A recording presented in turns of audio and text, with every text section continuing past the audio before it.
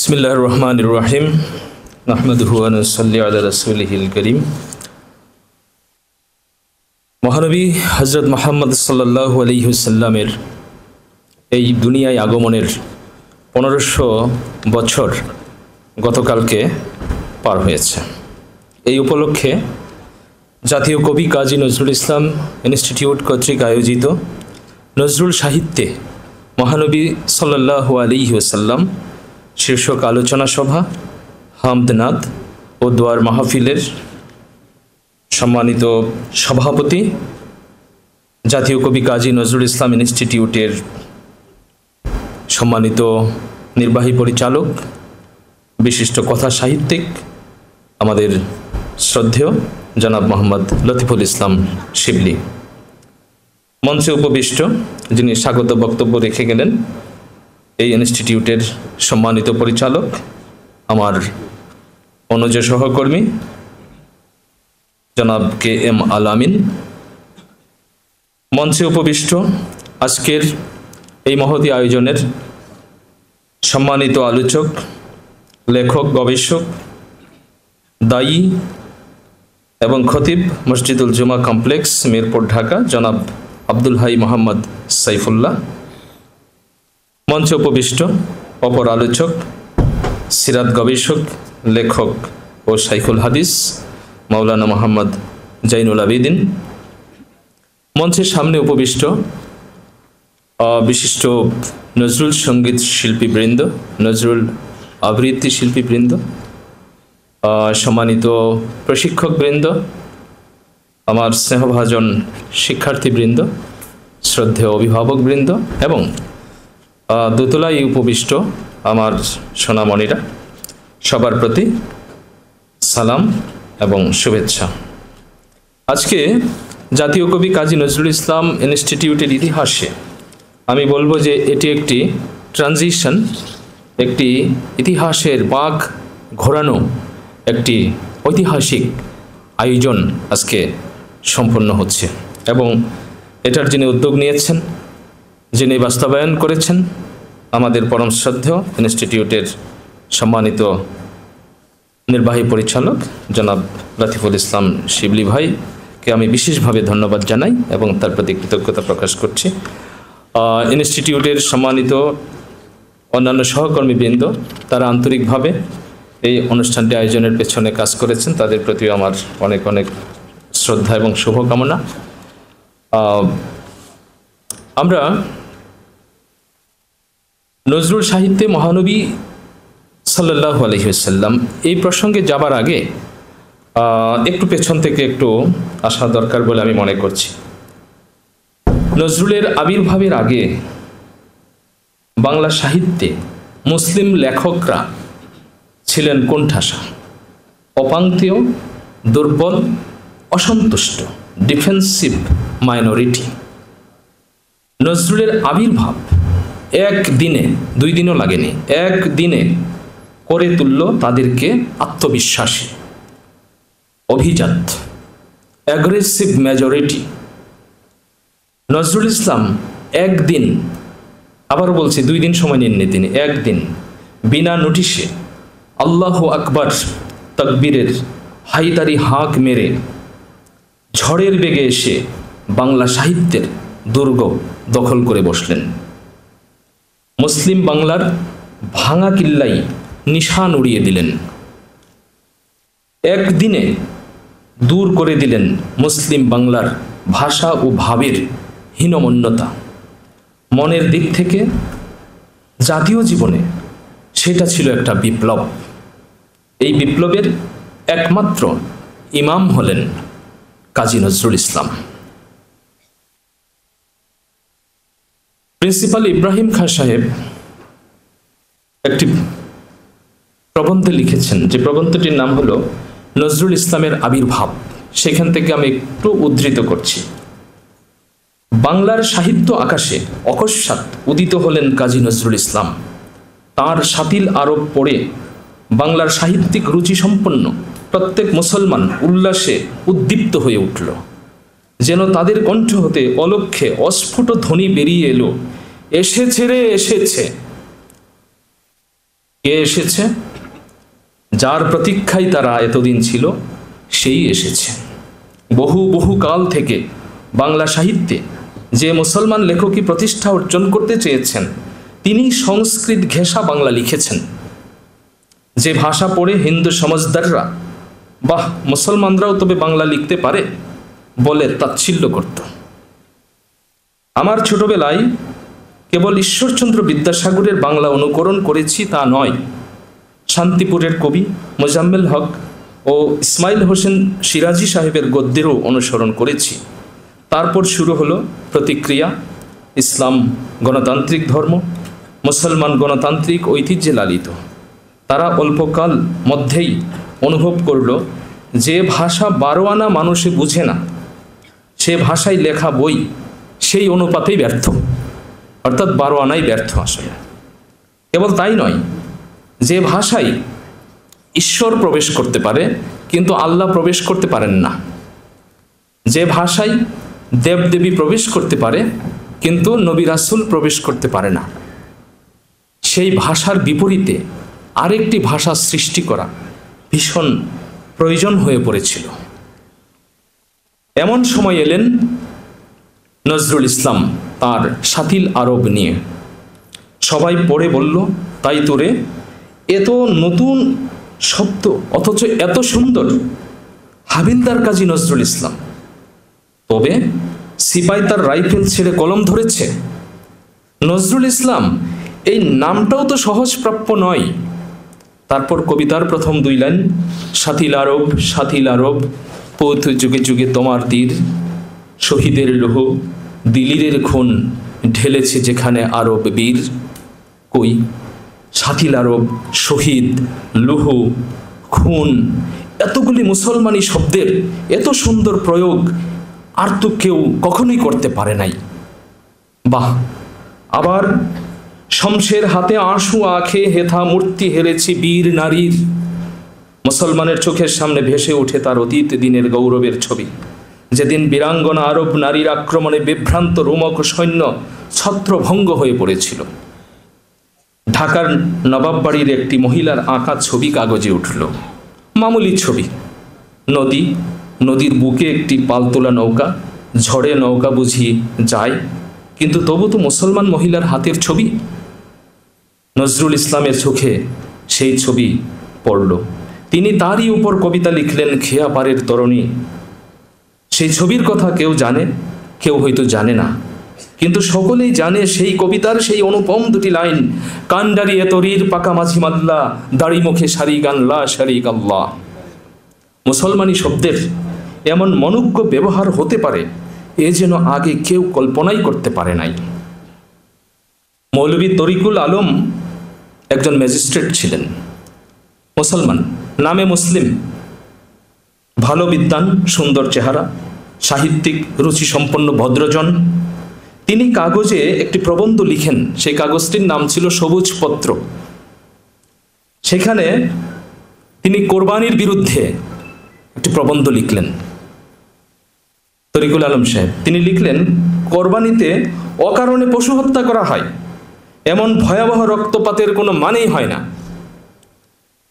এই লেখার বিরুদ্ধে কথা বলবার মতো সেই সময় ইমানওয়ালা একজন মানুষ ছিলেন, তিনি হলেন কাজী নজরুল ইসলাম।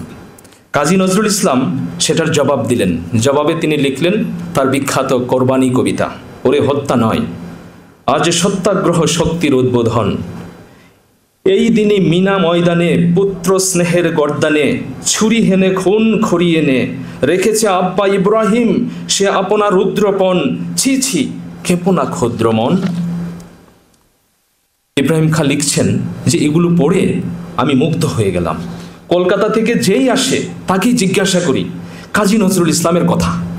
সাহিত্যিক বন্ধুদের পত্র লিখে বারবার ত্যক্ত করি, নজরুলের কথা জিজ্ঞাসা করি, কে তিনি?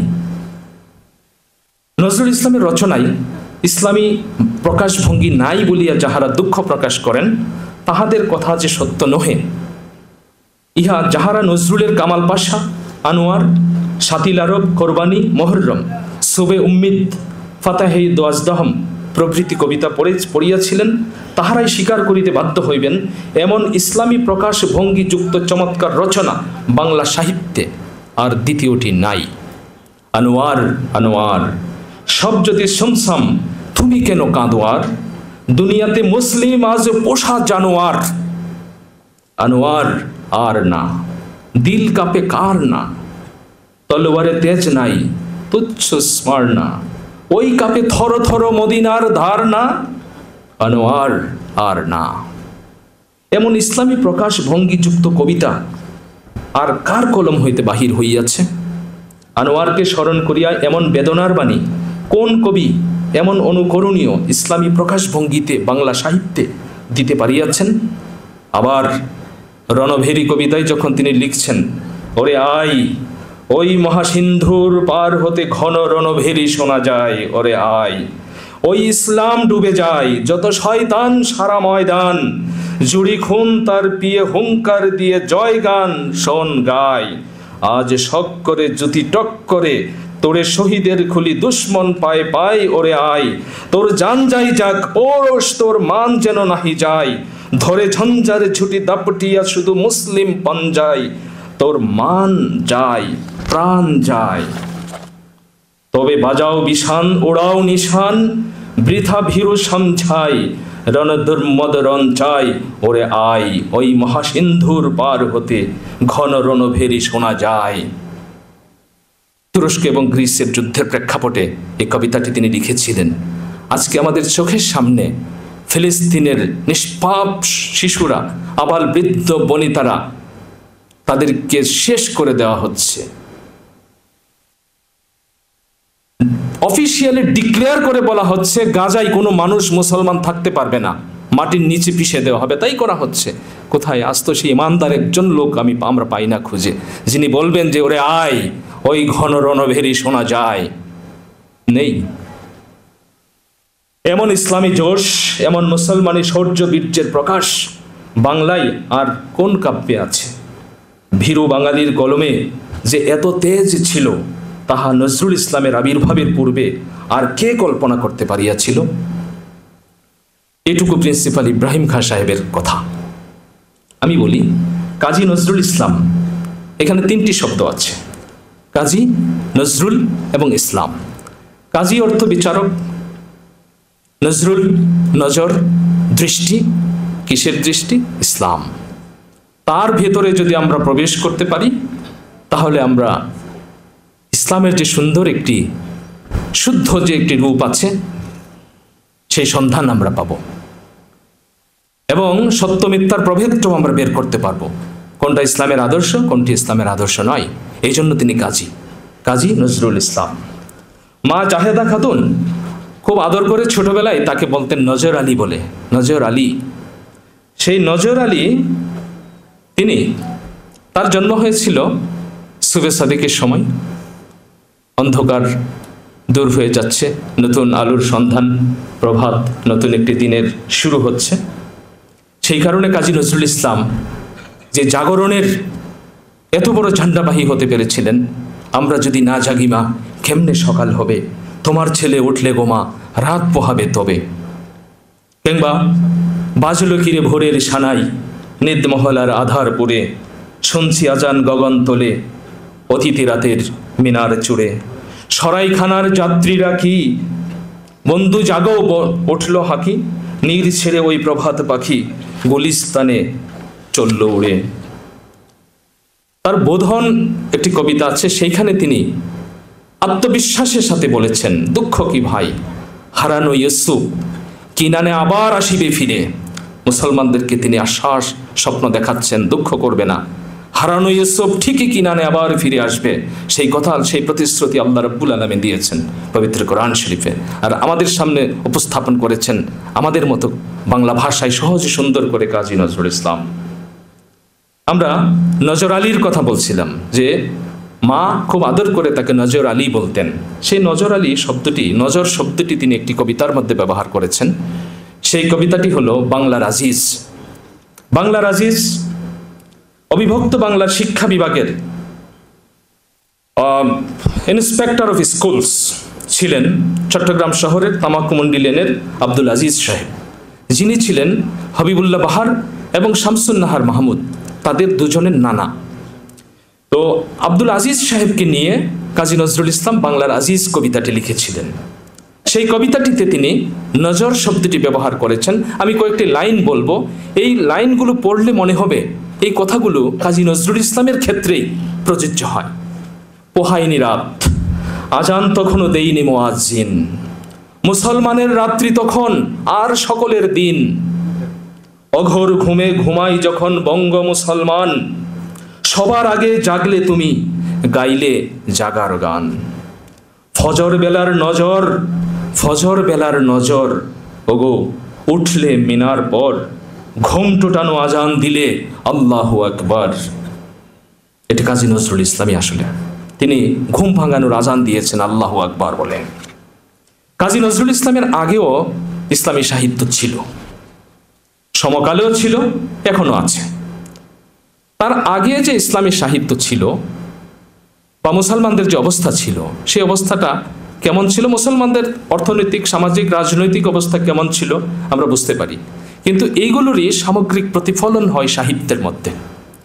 যে কারণে কাজী নজরুল ইসলাম তার খালিদ কবিতার মধ্যে, খালিদ কবিতা, যে কবিতার মধ্যে যিনি বলেছেন যে বিশ্ব যখন এগিয়ে চলেছে আমরা তখনও বসে বিবি তালাকের ফতোয়া খুঁজেছি ফিকাহ হাদিস চষে। বিশ্ব যখন এগিয়ে চলেছে আমরা বিবি তালাকের ফতোয়া খুঁজে বেরিয়েছি তখন। তো সেইখানে কাজী নজরুল ইসলাম বলছেন, খালেদ খালেদ সবার অধম মোরা হিন্দুস্তানি, হিন্দু না মোরা মুসলিম তাহা নিজেরাই নাহি জানি। এই যে আইডেন্টিটি ক্রাইসিস, আমি কে আসলে, আমি সহসা আমারে চিনেছি, আমার খুলিয়া গিয়াছে সব মাত, এটা কাজী নজরুল ইসলাম বলতে পেরেছেন, কারণ তিনি চিনতে পেরেছিলেন নিজেকে। কিন্তু আমাদের সেই শেপটা এখনো তৈরি হয়নি। সেই কারণে নজরুল বলছেন যে আমরা হিন্দু না মুসলিম এটা এখনো বুঝতে পারছি না, সবার অধম আমরা, আইডেন্টিটিটাই তৈরি হয়নি এখনো আমাদের। নজরুলের পূর্বে বাংলা সাহিত্যে ইসলামের প্রতি কতখানি অবিচার করা হয়েছে তার একটা চিত্র কাজী নজরুল ইসলাম নিজেই উল্লেখ করে গেছেন। 1925 সালে প্রিন্সিপাল ইব্রাহিম খাঁ সাহেব কাজী নজরুল ইসলামকে একটি পত্র দিয়েছিলেন, আমরা অনেকে জানি সেটি, যে প্রিন্সিপাল ইব্রাহিম খাঁ সাহেব বলেছিলেন যে বাংলা সাহিত্যে মাওলানা রুমি, হাফিজ, সাদি এই আসনগুলো পড়ে আছে, শূন্য পড়েছিল, সেই শূন্য আসনে আল্লাহ রাব্বুল আলামিন আমাদের হাজার বছরের মোনাজাত কবুল করে তোমাকে পাঠিয়েছেন। তুমি আমাদের হাফিজ, তুমি আমাদের খাইয়াম, তুমি আমাদের সাদি।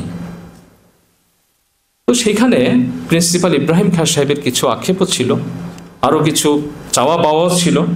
তো কাজী নজরুল ইসলাম সেই চিঠির জবাব দিয়েছিলেন প্রায় 2.5 বছর পরে। সেখানে তিনি কতগুলো কথা বলেছিলেন, আমি কয়েকটি কথা উদ্ধৃত করছি।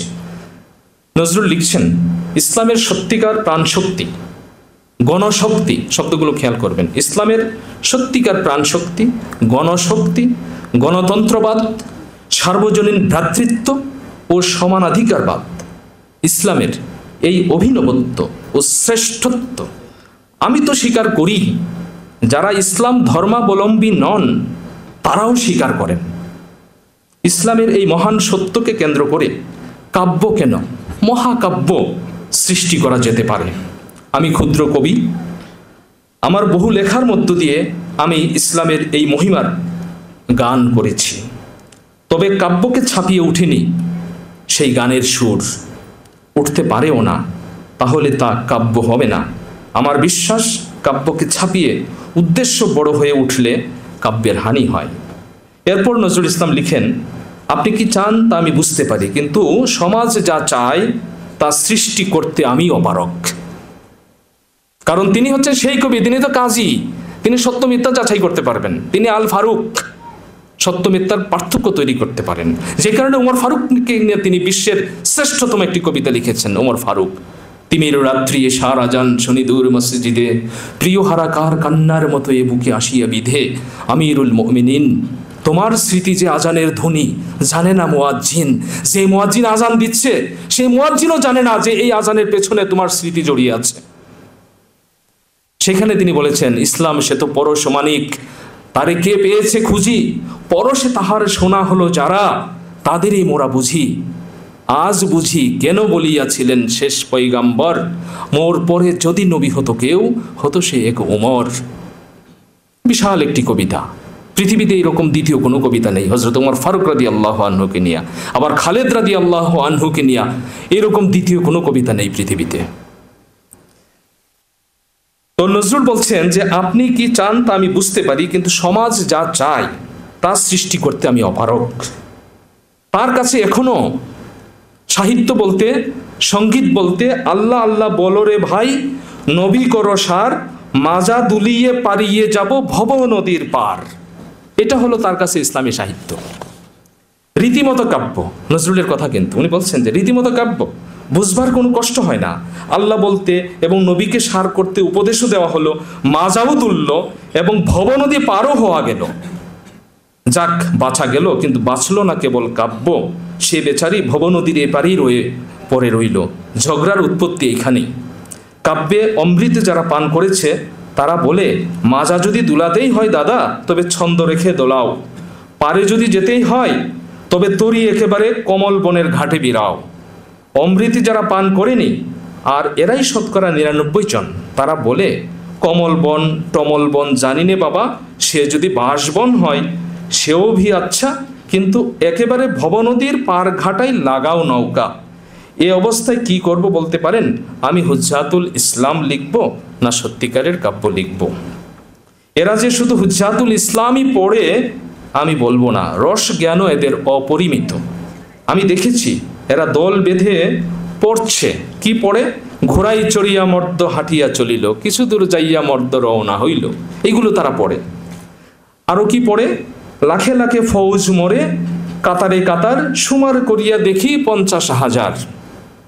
আর এই কাব্যের চরণ পড়ে কেঁদে কেঁদে ভাসিয়ে দিয়েছে আমাদের নিষ্পাপ নিরীহ মুসলমানরা। উম্মিয়ার প্রশংসায় রচিত কাগজের ঢাল মিয়ার তাল পাতার খাড়া, আর লগির গলায় দড়ি দিয়ে বলে চল হামারা ঘোড়া। পড়তে পড়তে আনন্দে গদগদ হয়ে উঠেছে। তারপর কবি লিখছেন বিদ্রুপ, এগুলা বলে আমি মুসলমানদের উদ্দেশ্যে আমি বিদ্রুপ করছি না। উনি লিখছেন, বিদ্রুপ আমি করছি নে বন্ধু, এ আমার চোখের জল মেশানো হাসির শিলাবৃষ্টি। বেদনা থেকে তিনি কথাগুলো লিখেছেন। সত্যি সত্যি আমার লেখা দিয়ে যদি আমার মুমূর্ষু সমাজের চেতনা সঞ্চার হয়, তাহলে তার মঙ্গলের জন্য আমি আমার কাব্যের আদর্শকেও না হয় খাটো করতে রাজি আছি। কিন্তু আমার এই ভালোবাসার আঘাতকে এরা সহ্য করবে কিনা, সেটাই বড় প্রশ্ন। হিন্দু লেখকগণ তাদের সমাজের গলদ ত্রুটি কুসংস্কার নিয়ে কিনা কষাঘাত করেছেন সমাজকে, তা সত্ত্বেও তারা সমাজের শ্রদ্ধা হারাননি। কিন্তু আমি যখন লিখেছি মুসলমান সমাজের কুসংস্কারের বিরুদ্ধে, তখন তারা আমাকে কাফির ফতোয়া দিয়েছে। কিন্তু হিন্দুরা হিন্দু লেখকদেরকে সেইভাবে সমাচ্যুত করেনি, যেটা আমার কৌম আমাকে করেছে। অথচ আমার কৌমকে আমি হৃদয় দিয়ে ভালোবেসেছি, আমি প্রাণ উজাড় করে তাদের জন্য আমি কাজ করেছি।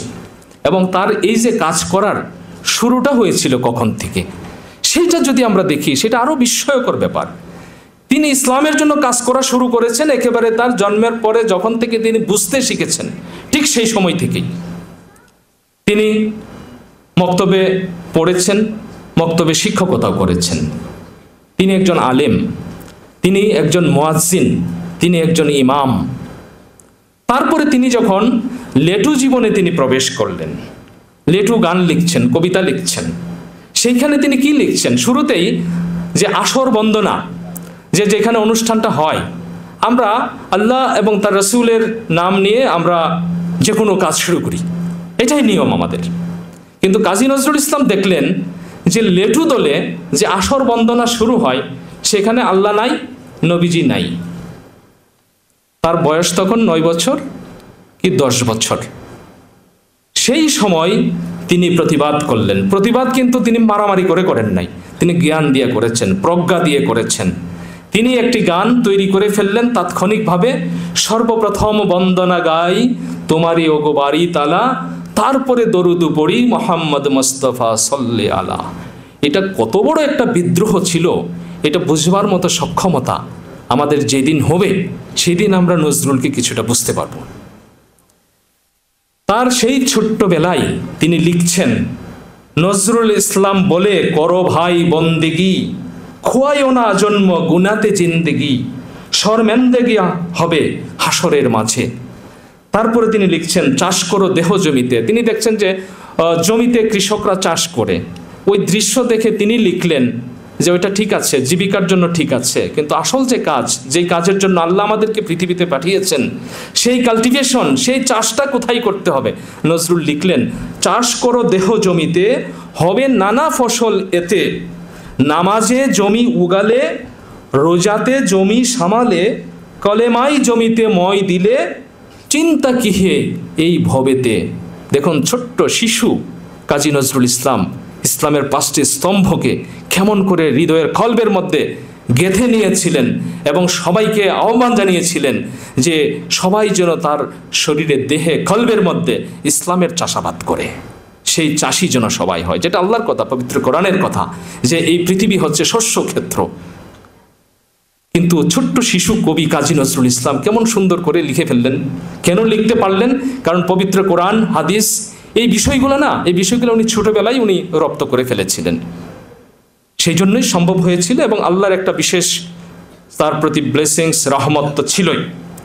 তো মুসলমানদের এই দায়িত্বশীল অভিভাবক, জাগরণের রহবার কাজী নজরুল ইসলাম, উনি একটা সম্মেলনে 1343 বঙ্গাব্দে ফরিদপুর জেলায় মুসলিম ছাত্র সম্মিলনীতে একটা বক্তব্য রেখেছিলেন। ছাত্রদেরকে তিনি ভীষণ ভালোবাসতেন, কারণ শিক্ষা ছাড়া আমাদের কোনো মুক্তি নাই। তো শিক্ষা যারা গ্রহণ করে তারা ছাত্র, তালেবে এলেম, তাদেরকে তিনি অত্যন্ত ভালোবাসতেন। সেই ছাত্রদের সম্মিলনেতে কাজী নজরুল ইসলাম বললেন যে, ভাই, দুঃখ দুর্দশায় বড় দুঃখে একদিন বলেছিলাম, ভিতরের দিকে যত মরিয়াছি বাহিরের দিকে তত, গুনতিতে মোরা বাড়িয়া চলেছি গরু ছাগলের মতো। এই খালিদ কবিতার মধ্যে সেই কথা তিনি ফরিদপুরের ছাত্র সম্মেলনে ছাত্রদেরকে তিনি স্মরণ করিয়ে দিলেন যে বড় দুঃখে একদিন এই কথা আমি বলেছিলাম। এই লজ্জা, এই অপমানের গ্লানি থেকে তোমরা তরুণ ছাত্র দল বাংলার মুসলিমকে বাঁচাও। ওনার এই বক্তব্যের শিরোনামই ছিল বাংলার মুসলিমকে বাঁচাও। সমাজের স্তরে স্তরে, এটা নজরুলের কথা, আমি উদ্ধৃত করছি শুধু, সমাজের স্তরে স্তরে, তার গোপনতম কোণে কোণে, বোরখার অন্তরালে, আব্রুর মিথ্যা আবরণে যে আবর্জনা পুঞ্জীভূত হয়ে উঠেছে তার নিবাকরণ করো, সেটাকে খুলে দাও। ইসলামের প্রথম উষার ক্ষণে সুবে সাদিকের কালে যে কল্যাণী নারী শক্তি রূপে আমাদের দক্ষিণ পার্শ্বে অবস্থান করে আমাদের শুধু সহধর্মিনী নয়, সহকর্মিনী হয়েছিলেন, যে নারী সর্বপ্রথম স্বীকার করলেন আল্লাহকে, হযরত খাদিজাতুল কুবরা রাদিয়াল্লাহু আনহার কথা বলছেন, যে নারী প্রথম স্বীকার করলেন আল্লাহকে, তার রাসূলকে, তাকেই আমরা রেখেছি দুঃখের দূরতম দুর্গে বন্দিনী করে, সকল আনন্দের, সকল খুশির হিস্সাই মহরুম করে। তাই আমাদের সকল শুভ কাজে কল্যাণ উৎসব আজ শ্রীহীন, রূপহীন, প্রাণহীন। তোমরা অনাগত যুগের মশাল বর্দার, ছাত্রদেরকে বলছেন যে তোমরা অনাগত যুগের মশাল বর্দার, তোমাদের অর্ধেক আসন ছেড়ে দাও কল্যাণী নারীকে, দূর করে দাও তাদের সামনের ওই অসুন্দর চটের পর্দা, যে পর্দার কুশ্রিতা ইসলাম জগতের মুসলিম জাহানের আর কোথাও নেই। দেখবে তোমাদের কর্তব্যের কঠোরতা, জীবন পথের দুরধিগম্যতা হয়ে উঠবে সুন্দরের স্পর্শে পুষ্প পেলব। কর্মে পাবে প্রেরণা, মনে পাবে সুন্দরের স্পর্শ, কল্যাণের ইঙ্গিত। সম্মান দেওয়ার নামে এতদিন আমরা আমাদের মাতা ভগিনী, কন্যা, জায়াদের যে অপমান করেছি, আজও তার প্রায়শ্চিত্ত যদি না করি তবে কোনো জন্মেও এই জাতির আর মুক্তি হবে না। তারও আগে তোমাদের কর্তব্য হলো সম্মিলিত হওয়া। এখানে কতগুলো উপদেশ দিয়েছেন, প্রত্যেকটি কথা একটু হৃদয়ে যদি আমরা ধারণ করতে পারি। কাজী নজরুল ইসলাম ছাত্রদের উদ্দেশ্যে বলছেন, তার মানে জাতির উদ্দেশ্যে বলছেন যে তোমাদের কর্তব্য সম্মিলিত হওয়া, ইউনাইটেড হওয়া, সংঘবদ্ধ হওয়া। যে ইখওয়ান, যে ইখওয়াত, সর্বজনীন ভ্রাতৃত্ব, যে একতা ছিল মুসলিমের আদর্শ, যার জুড়ে মুসলিম জাতি 1 শতাব্দীর মধ্যে পৃথিবী জয় করেছিল, আজ আমাদের সেই একতা নেই। হিংসায়, ঈর্ষায়, কলহে ঐক্যহীন আমরা বিচ্ছিন্ন। ভালোবেসে তেলাওয়াত করছে, পড়ছে, কিন্তু কি পড়ছে তা তারা জানে না, অনেকেই জানে না। তাদেরকে আমাদের জানাতে হবে। জানাতে গেলে এটাকে বাংলায় তর্জমা করতে হবে। কাজী নজরুল ইসলাম প্রথম হাত দিলেন কাব্যে পবিত্র কোরআন শরীফ অনুবাদের, এবং তার প্রথম প্রকাশ হচ্ছে কাব্যে আমপারা। সেই কাব্যে আমপারা বইটি তিনি উৎসর্গ করেছিলেন, তার শ্রদ্ধায় অভিভূত হয়ে যায়। তিনি উৎসর্গপত্রে লিখছেন, আমি কোট আনকোট পড়ছি, বাংলার নায়েবে নবী মৌলবী সাহেবানদের দস্ত মোবারকে। বাংলার নায়েবে নবী মৌলবী সাহেবানদের দস্ত মোবারকে। এই বইটি তিনি কুরবান করে গেছেন, উৎসর্গ করে গেছেন। তো এই বইয়ের মধ্য থেকে আমরা পাই তিনি কত বড় একজন মুফাসসির ছিলেন। সমকালে ওই সময় পর্যন্ত পৃথিবীতে যত বিখ্যাত তাফসির গ্রন্থ ছিল তার প্রায় প্রত্যেকটি তাফসির গ্রন্থ তিনি পড়ে শেষ করে ফেলেছিলেন। এবং সেটা এই বইয়ের ভূমিকার মধ্যে তিনি একটু আভাস দিয়েছেন এইভাবে যে আমি এই অনুবাদে যে যে পুস্তকে সাহায্য গ্রহণ করেছি নিচে তার একটি তালিকা দিলাম।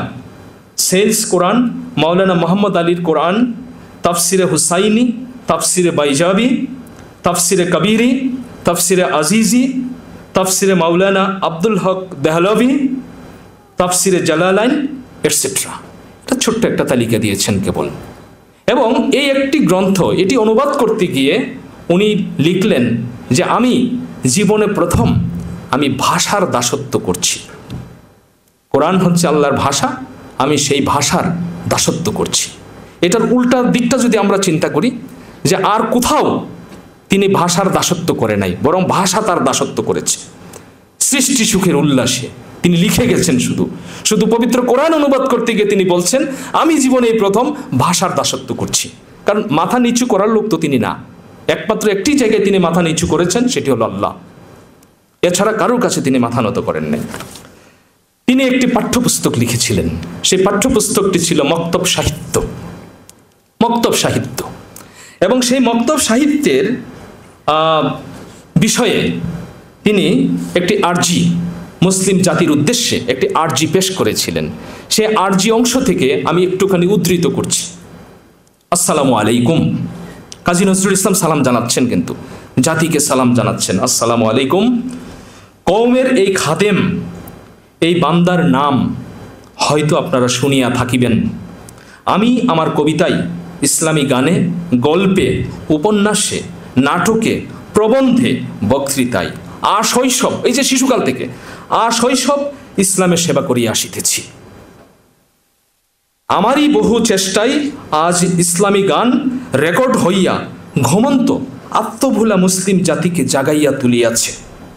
আরবি ফার্সি শব্দের প্রচলন বাংলা সাহিত্যে আজ বহু পরিমাণে ব্যবহৃত হইতেছে, তাহাও এই বান্দার চেষ্টায়।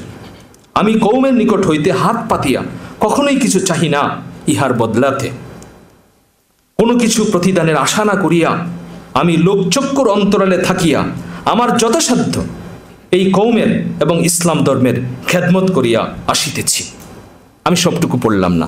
এই যে তিনি বলছেন খেদমত, খাদেম, তিনি কাব্য আমপারা বইয়ের যে ভূমিকাটা লিখেছেন সেইখানে নিচে তার পরিচয় দিয়েছেন খাদেমুল ইসলাম নজরুল ইসলাম। আমরা তাকে বলি বিদ্রোহী কবি, প্রেমের কবি, অনেক কিছু বলি, কিন্তু তিনি লিখেছেন তার নামের সাথে খাদেমুল ইসলাম নজরুল ইসলাম। আমরা সেই নজরুল ইসলামকে আবিষ্কার করতে চাই, আমরা আবিষ্কার করতে চাই। যদি না করতে পারি তাহলে আমরা ক্ষতিগ্রস্ত হব, কারণ যে সম্পদ তিনি রেখে গেছেন সেগুলো আমাদের জন্য রেখে গেছেন। এবং আমরা যেন বিশ্ব সভায়, সভ্যতায় আমরা যেন আগের মতো সোনালী দিনের মতো যেন আমরা অবদান রাখতে পারি, নেতৃত্ব দিতে পারি। কাজী নজরুল ইসলাম আমাদেরকে মাথা উঁচু করে দাঁড়াতে শিখিয়েছেন। আমাদের মাথা উঁচু ছিল না, নিচু ছিল। তার সৃষ্টি সকলের জন্য, এটা খেয়াল রাখতে হবে, শুধু মুসলমানের জন্য না।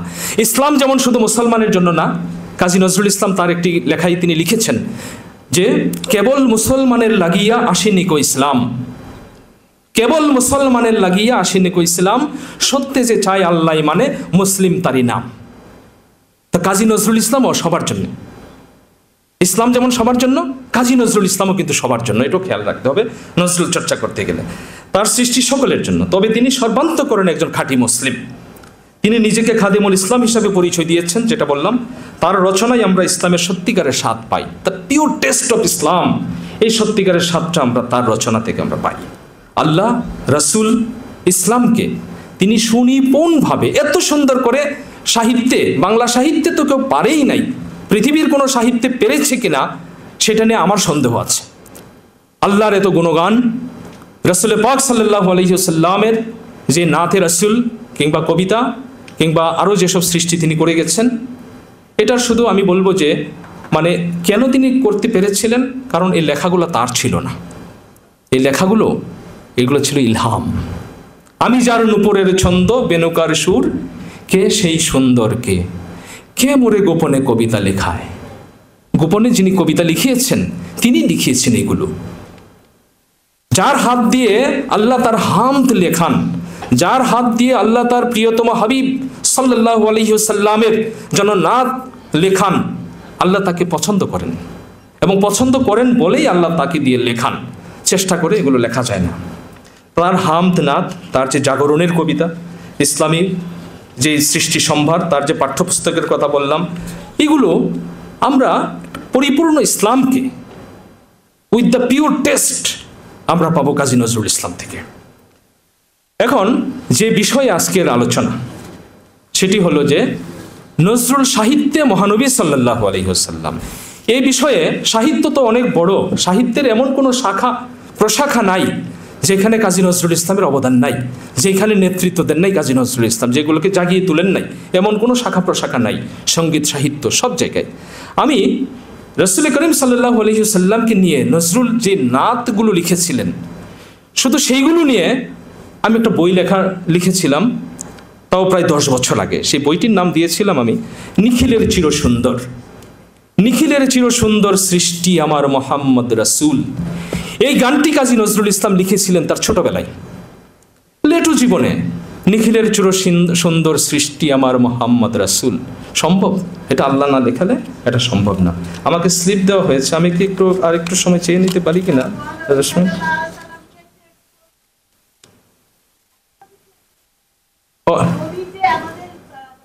হ্যাঁ, এই যে আছেন ওনারা করবেন। হ্যাঁ,